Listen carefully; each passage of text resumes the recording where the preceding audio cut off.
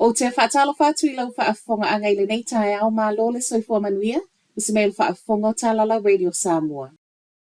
Tō mua atu I talo le asolua, wa mālo le whina o le mālo I la ua whina unga umi ma le iunia leo whaatatau I tutongi o mālo le mālo. Ma o leo wasawai ma le tala e ono to o tele leo e wha mawai.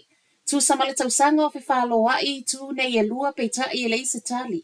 Ma o leana au mai ai le sui tu to o tasi Vicky Campbell o se tasi o tangata whaapitoa I tu la fono tau ngā aluenga. E fili po o le whea le ofo e tatau o na whaao ngā po o le malo po o le uni. Sau le tali ana nafi wa malo le ofo le malo po o le ofo le nei e tutusa ma le ofo na au mai le masino o Apirila. Ripotia le tio ani usila le whaanoa le asosio leo e tu sama sau noanga. Au le peresa tene a Chris Cahill na nafi ono le whaai unga peitai e le ise mea mawhai ma o tu la fono fo I o le whaai unga wai nei. E le mawhai ona tua ilo pe apili e se tasi. O le ofo wa manu malolo o sawai e afe 5 se lau tāla e tutongi mai le taimi tasi. 5 afe tāla si itanga e tutongi ma le si itanga e 5 tesi lua 5% I alauni. A mata totongi mai le aso mua Novema lua afe lua tolu. A ele o Iulai lua afe lua tolu e peo na mana na o ia ile to o tele o leo. Faa pasene si itanga o totongi fa apia fo isi itanga o alauni a mata mai le aso mua. O le masino o Iulai o le tausanga nei. Faa pasene si itanga o totongi fa apia fo isi itanga o alauni mai le aso mua Iulai. O le tausanga asau. Ma o le fo ole a mata totongi o wataimi I taimi tala fea ngai a mata mai le masino Iulai o le tausanga fo. E to avalu tangata whai ngā luenga le immigration o leo wa ave aso malolo a o whai aso enga ia lato tala noanga I lunga le Microsoft Teams. E wha apea na wha o ngai upu le tala whea ngai. Wha amauringa lea mai le wha aulo le immigration Alison McDonald I tala le Herald. E tu samalana emaili na sau I tua il matanga luenga I le vai aso walu. O ni tala noanga e wha apea ua soli eita I alolo o 5 ta ina ia amio. E tatau na whai ai ngā luenga I le ngata il ngangana a o le vā maisi. Ripoti o nei tala noanga I matu ia e tu samsau noanga McDonald ma o leana ia tā ua o se whaanoa noanga tele. Le isa tala tele mai le Minister of Immigration Erica Stanford na o na whai mai o se mata upo e patino il mata ngaluenga ma o a fo I tu ua inga o tā ua mai e mo o mia le ilo mai a ea. E lua afe ono se lau fase fulu cases fo al COVID ripoti a mai ana nafi le soifua maloloina. Ma o wha maunga nei o le vai aso tālu ai se Io o mai le aso sa wha ato a umatu. I to tono o le au wha I afe ono se lau sifu ma le fito tangata o toe a fia I le vai rusi. Ma o le to atelo tangata a fia na ripotia le vai aso walu o I lato nei mai Canterbury, Waitemata ma Manukau.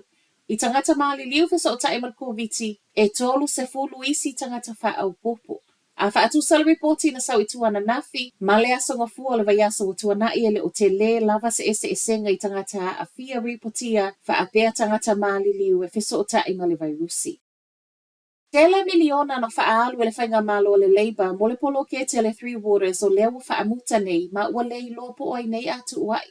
Reportia le staff o le PWC le ana tele ai lava.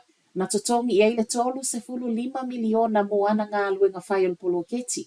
O isi fo iso o le Big Four o le EY e iwa tesi tolu miliona. Deloitte e 5 se lau tolu se fulu lua a fetala. Ma le KPMG e tolu se lau 5 se fulu lua a fetala.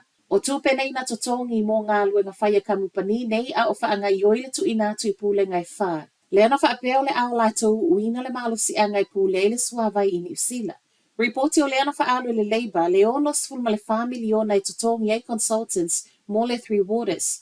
I le au te lengo se polo ke te tusa lona wha atu peina. Ma le tasi tesi tolu biliona. Peitai, o le wafa amuta le whainga malo fōwi hei nei. Ma a o toi wha ai loa I tupe wa mau. Wa lei loa po o ai nei tu uai. Po o le Labour, po o le National lea ita ia le whainga malo fō. O ia fo I olo o tu malo si e upea e le pule ngā nu o le malo si angai pule ai ana ia a seta o le suavai. Ai mai la matanga luenga le vai fafa o yelena ita ia le 3 Waters o se polo kalame e whaingata.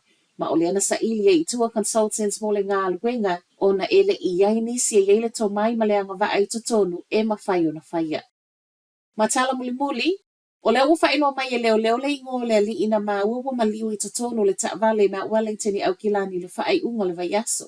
Luas fulu lua tausanga o Texas Jack Doctor, ma o se tasi o le Kenya le Rebel se tu sama reporti o le Herald. O le ua mai aso eso enga na whai ele no fuanga na tu waile te avale leana yei to tonu lo na tino maliu. Ma o lo o wha au pia so eso enga le ofisa e au fia i ma le whaatala noa o moli mau. E le o suia le talitonunga o leo leo, e masani le ua maliu ma le tangata na wha o ina le o tia te ia. O tala nao le nei tae au, manuia le aso.